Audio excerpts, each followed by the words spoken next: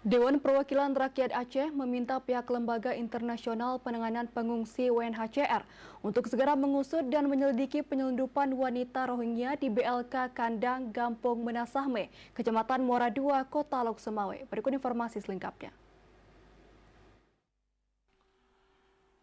Informasi dari Dandim 0103 Aceh Utara, Letkol ARM Oki Kisdianto yang diterima DPRA menyatakan, kasus ini sudah kesekian kalinya diungkapkan, bahkan sepekan lalu 3 warga tebing tinggi Sumatera Utara diringkus dan diserahkan ke polisi.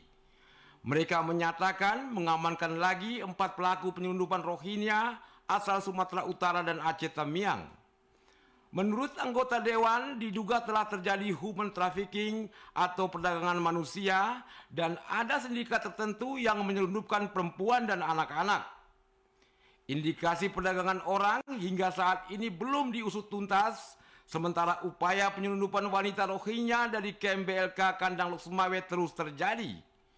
Sedangkan penetapan tersangkanya hanya dijerat Undang-Undang Keimigrasian, yaitu percobaan penyelundupan manusia. Yang pagar. Siapa yang diusut itu, Bang? Kemudian ada sindikat tertentu yang kalau saya melihatnya ini adalah human trafficking ya, perdagangan manusia yang kemudian ada sindikat tertentu yang memperdagangkan manusia. Saya melihat ini pada 2 case. Yang pertama adalah perempuan dan anak.